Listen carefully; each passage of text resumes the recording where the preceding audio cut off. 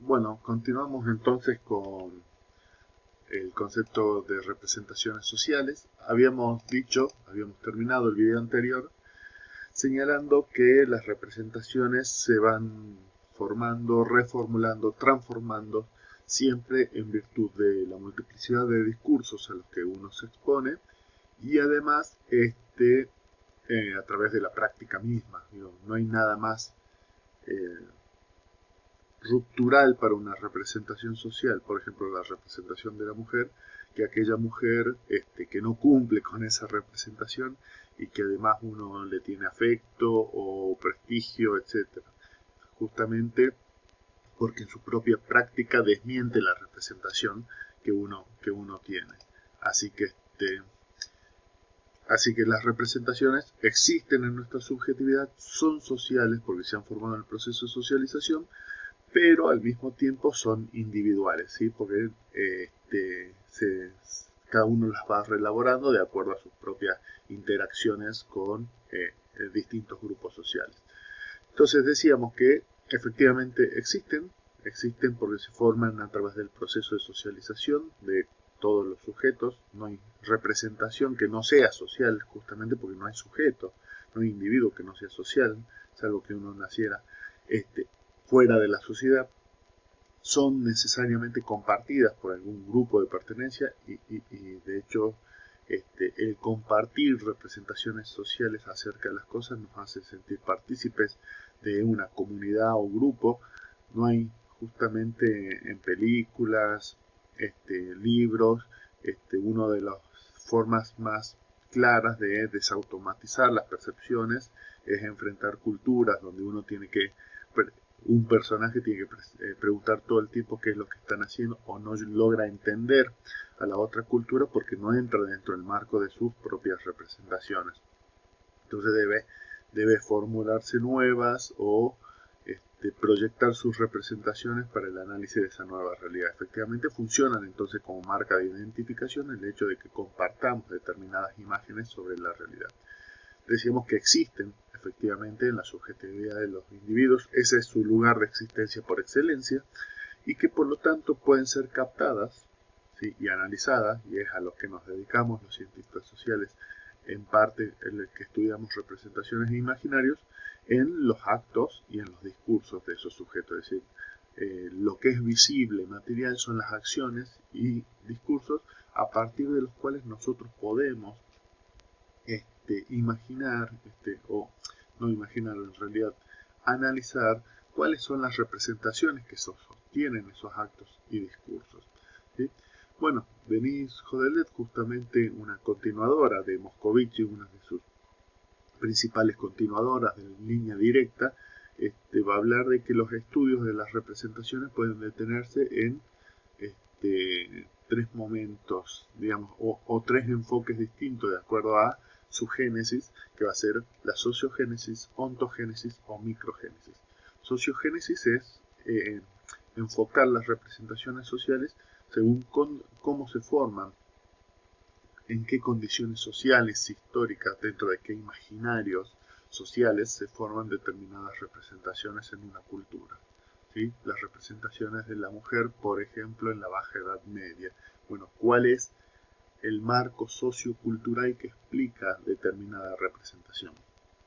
Ontogénesis refiere al momento en que cada sujeto se apropia de las representaciones colectivas, de las representaciones existentes en el mundo social.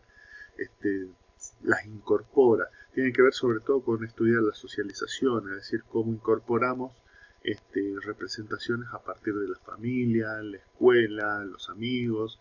Entonces la ontogénesis tiene que ver con ese proceso micro. Pero además está la microgénesis propiamente dicha, que es sobre todo apuntada a la formulación de representaciones, cómo cada uno de nosotros construye nuevas representaciones, cómo negocia significados con sus distintos grupos. ¿Sí? Eso es atendido puntualmente a los individuos, digamos, más desde la psicología, sobre todo. Diríamos que en la segunda etapa es psicología de grupo, psicología social, la ontogénesis,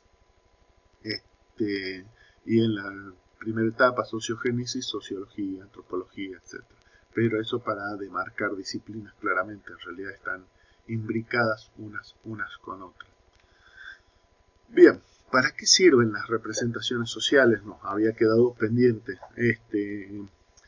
Jan Moscovici habla de dos operaciones fundamentales, que son el anclaje y la objetivación, y Jodelet la va a retomar. Fundamentalmente sirven para algo que ya hemos repetido varias veces, que es hacer familiar aquello nuevo, distinto o desconocido, ¿sí? Incorporar la realidad, los objetos de la realidad a nuestro sistema clasificatorio. Por eso esa es la función de anclaje, es decir, categorizar la realidad, clasificarla y poner las representaciones sociales en vinculación con otras representaciones, en esquemas más o menos coherentes, decía, que son los imaginarios, justamente, en esquemas más o menos coherentes unos con otros, que nos hagan categorizar y además nos permita apropiarnos de la realidad. Bueno, esa es la segunda función. Una vez que yo integro en mi subjetividad la realidad a partir de categorías, el objetivo, esa representación pasa a ser una forma de comunicación. Digo, una vez incorporada la representación de mujer, la representación de árbol, la representación de amor, por ejemplo, puedo comunicarme con otros de la sociedad. Pero ya vamos a ver que la objetivación además tiene, para el análisis de la literatura, tiene algunos puntos bien interesantes para profundizar. Pero tiene que ver con esto, con que el orden clasificatorio me permite comunicarme, ¿sí? Y entenderme con los miembros de una comunidad, ya sin estar presente, por eso se habla de representaciones, los objetos a los que refiero, ¿sí?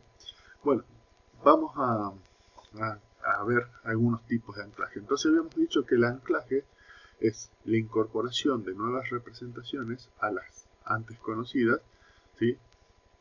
Transformando ambas, ¿sí? Acomodándose ambas en un sistema clasificatorio más o menos estable, ¿sí? Que se va transformando pero dentro de cierta estabilidad. Una de las formas habituales del anclaje es nombrar, categorizar, acomodar a los marcos de referencia. Nombrar significa incorporar algo a la cultura. Dar nombre a algo significa poder realmente hacer lo propio, ¿sí? Poder decir, bueno, esta es la representación. Un anclaje fundamental también dentro de esta integración a nuestra categoría tiene que ver con lo emocional, ¿sí? Las representaciones tienen un costado directamente relacionado con lo emotivo, con lo sentimental, y ahí es importante el análisis literario porque muchas representaciones e imaginarios se incorporan a través del lenguaje, a través de la forma en la que están escritos. Yo, digamos, a título de ejemplo personal, Octavio está leyendo ahora Mi planta naranja lima, que debemos haber leído muchos. Y representaciones de la pobreza existen muchas, pero lo que logra ese libro en particular, a partir de su historia, es una compenetración, una representación, que uno incorpore esa representación, empatice con esa representación a partir del lenguaje, fundamentalmente. Decíamos, también es importante las ilustraciones, muchas veces como anclaje de las representaciones. Después, otro fundamental es el anclaje temático por antinomia. Lo que dice Jodelet es que nuestra cabeza funciona con antinomias en el fondo, con antinomias fundamentales en el proceso de categorización de la realidad. Lo que hace es para simplificar la realidad, ¿sí? Y entonces solemos categorizar la realidad en esta suerte de antinomias bases de toda sociedad: vida-muerte, cultura-naturaleza, individuo-sociedad, libertad-opresión, nosotros-ellos, miedo-esperanza, etcétera, etcétera.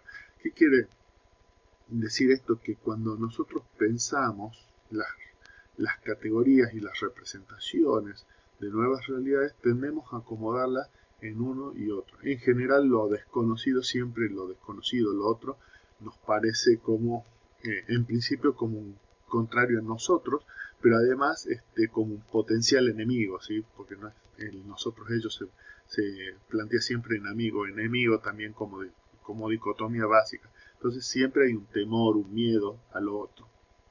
Y anclaje por metáforas, tiene que ver con las metáforas de la vida cotidiana tal cual las entienden Lakoff y Johnson, ¿sí? Es decir, las formas de hablar de determinados órdenes de la vida más abstractos en función de otros más concretos. Las fundamentales son esas: el viaje, la vida es un viaje, y sobre todo las relaciones parejas son un viaje. Vamos bien, estamos empantanados, seguimos distintos caminos, nos encontramos en una encrucijada, etcétera, etcétera. Es decir, utilizamos el lenguaje del viaje para hablar de las relaciones y de la vida en general. El tiempo es dinero, la política es una guerra, un deporte o un juego de inteligencia tipo ajedrez, ¿sí? Y la cultura es naturaleza, eso es algo importante porque se empiezan a asociar lo cultural con algo que surge del fondo, por eso se habla de lo telúrico justamente en comparación con el surgimiento de la Tierra. Bueno, cuando las representaciones sociales funcionan por metáforas entendibles, son más fáciles de ser incorporadas, dice Jodeler. Y respecto a la objetivación, no solo se trata de que nosotros podamos abstraer o en realidad hacer concreto algo abstracto una vez que ya hemos generado su representación y por lo tanto comunicarnos, sino que además podemos proveerle imágenes concretas a cosas abstractas. Por ejemplo, cuando hablamos del amor y dibujamos un corazón, cuando hablamos de la paz y dibujamos una paloma, esa es una muestra clara del proceso de objetivación en términos de representaciones sociales. Es decir, podemos darle una representación objetiva a cosas que no lo tienen. Pero además es importante para entender procesos, porque hay una objetivación emocional cuando hablamos de imágenes concretas y atemorizantes, es decir, cuando hablamos del terror, el hombre de la bolsa, ahora el coronavirus, objetivamos como, sobre todo para los niños, un monstruo, algo que está afuera, ahí esperando para atacar, para que no salgan, o incluso en el discurso del gobernador, el bicho ha sido una objetivación que logró inicialmente, más allá de lo gracioso, logró inicialmente darle entidad a algo que no lo tiene, que no se ve, ¿sí? Ese es un proceso de objetivación. Y el otro es la personificación, es decir, vincular personas específicas, concretas, reales o personajes con algún tipo de campo o valor, ¿sí? Gandhi y la paz, Freud y el psicoanálisis, etc. Pero lo importante de la objetivación a través de la personificación es que esa persona o personaje pasa a representar a algo. Uno podría decir, para lo político, determinadas personas y la corrupción, determinadas personas y tal cosa, etc. Es como de la rúa y la inutilidad, por ejemplo, ¿se entiende? Es decir, una cualidad abstracta empieza a tener una persona que la representa, y ese es parte del proceso de objetivación. Entonces, para ir cerrando con representaciones sociales, lo mismo que imaginarios, podemos hablar de representaciones sociales hegemónicas, atendiendo a aquellas que defienden el statu quo y el lugar que ocupan las clases dominantes. Podemos hablar de emancipadas y también de emancipadas y paralelas, es decir, aquellas que no son hegemónicas, pero que tampoco cuestionan el poder hegemónico, y sí las polémicas o contrahegemónicas, que son aquellas que se enfrentan directamente.